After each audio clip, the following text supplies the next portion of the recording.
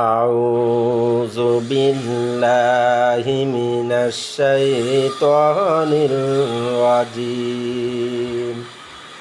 بسم الله الرحمن الرحيم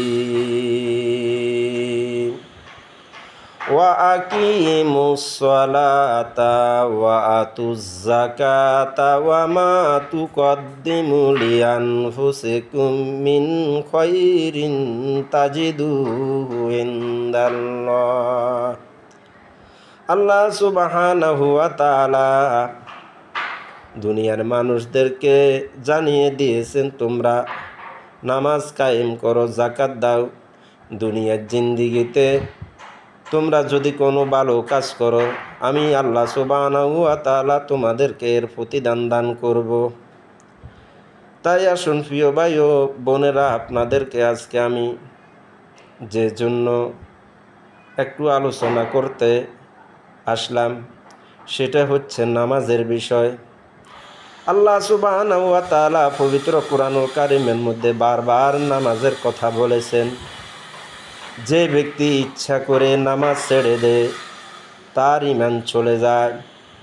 আপনি যদি আপনার ঈমান ধরে রাখতে চান তাহলে আপনাকে 5 ওয়াক্ত নামাজ পড়তে হবে। যার নামাজ নাই, আল্লাহ রাসূল বলছেন তার ঈমান নাই, তার আর কোনো কিছুই নাই।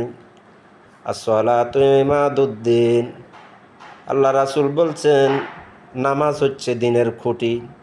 একটা ঘর তৈরি করতে যেমন খুঁটির প্রয়োজন হয়, তেমনইভাবে সে যদি ইসলামের মধ্যে পরিপূর্ণভাবে থাকতে চায় তাহলে তাকে নামাজ পড়তে হবে।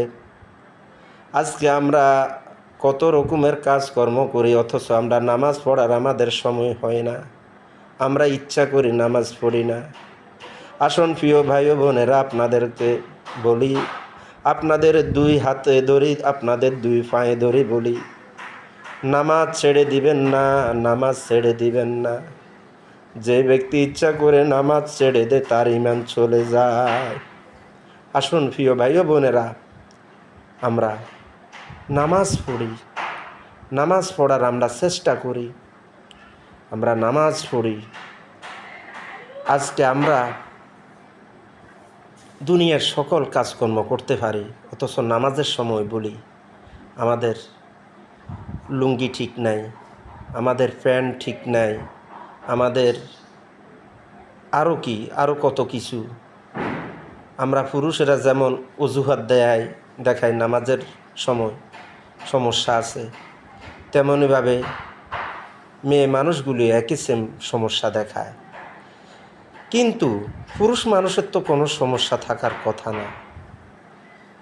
মহিলাদের একটু সমস্যা আছে, সেটা আল্লাহর পক্ষ থেকে ওইটা দেওয়া হয়েছে। ওদের সাথে তো আমাদের মিলাইলে হবে না। আমি পুরুষ ভাইদেরকে বলবো, আপনারা যে অবস্থায় থাকেন আপনারা নামাজ পড়বেন, নামাজ পড়ার চেষ্টা করেন। যে ব্যক্তি নামাজ পড়ে না তার ঈমান নাই, সে কাফের হয়ে যায়, সে কাফের হয়ে যায়। আসেন প্রিয় ভাই ও বোনেরা, আপনাদের সকলকে বলি, মা বোনদেরকেও বলি, আপনাদের যে সমস্যা আছে এই সমস্যা যখন শেষ হয়ে যাবে তখন আপনি আবার পুনরায় আপনার নামাজ পড়া শুরু করুন। নামাজ পড়া বন্ধ দিবেন না। আপনি নিজেকে নিজে একটু প্রশ্ন করুন যে আমি সব কাজ করতে পারি, যে আমি কেন নামাজ পড়ি না, আমি কেন নামাজ পড়ি না? আমি কি কবরে যাব না? আমি কি দুনিয়াতে থাকতে পারবো? কখনো না। প্রতি মুহূর্তে আজরাইল ফেরেশতা সকালে একবার, রাতে একবার আমার ঘরের কাছে আসে, অথচ আমরা নামাজের ব্যাপারে অবহেলা। আসুন প্রিয় ভাই ও বোনেরা, আমরা বেশি বেশি করি, 5 ওয়াক্ত নামাজ পড়ার চেষ্টা করি। পাশাপাশি একটু ভোর রাতে উঠে যাই, উঠে তাহাজ্জুদের নামাজ পড়ি। আল্লাহ রাসূলকে আল্লাহ পাক জানিয়ে দিয়েছেন, ওয়া মিনাল লাইলি ফাতাহাজ্জাদ বিহি নাফিলাতাল লাকা আসা আইয়াবা আসাকা রব্বুকা মাকামাম মাহমুদা। হে নবী, আমি আপনাকে সর্বোচ্চ মাকাম দান করব যদি আপনি তাহাজ্জুদের নামাজ পড়েন। সুবহানাল্লাহ, সুবহানাল্লাহ। আসুন প্রিয় ভাই বোনেরা, আল্লাহর কাছে নামাজ পড়ে সাহায্য চান, আল্লাহর কাছে সাহায্য চান।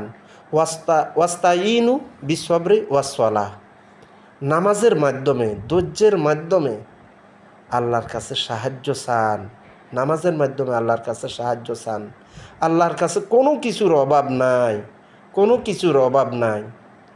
প্রিয় ভাই বোনেরা, আপনারা দয়া করি নামাজ পড়েন। প্রত্যেক নবীদের উপর নামাজ ফরজ ছিল। পৃথিবীতে যত আল্লাহর প্রিয় বান্দাগণ ছিলেন সকলে নামাজ পড়েছেন। বেনামাজি কোনো দিনও আল্লাহর প্রিয় বান্দা হতে পারে না, কখনো না, কোনো কালেও না। আসেন প্রিয় ভাই বোনেরা, আপনারা নামাজ শুরু করেন, নামাজ পড়েন। যে ব্যক্তি নামাজ পড়বে তার ব্যবসা বাণিজ্যের মধ্যে আল্লাহর রহমত থাকবে, তার পরিবারে উন্নতি হবে, অভাব থাকবে না। বেনামাজি কোটি কোটি টাকা ইনকাম করবে, কিন্তু সে খেয়ে শান্তি পাবে না, খেতেও পারবে না, তারপর তার পরিবারে শান্তি হবে না, কারণ তার সাথে নামাজের কোনো সম্পর্ক নাই।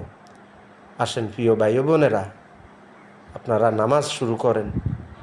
আপনারা যদি নামাজ পড়েন আপনাদের জীবন সুন্দর হবে, আপনার বাচ্চা কাচ্চারা নামাজ পড়বে আপনার দেখে দেখে। আল্লাহ পাক আমাদেরকে বুঝার এবং আমল করার তৌফিক দান করুন। ওয়া আলাইনা ইল্লাল বালাগুল মুবিন। আসসালামু আলাইকুম ওয়া রাহমাতুল্লাহি ওয়া বারাকাতুহু।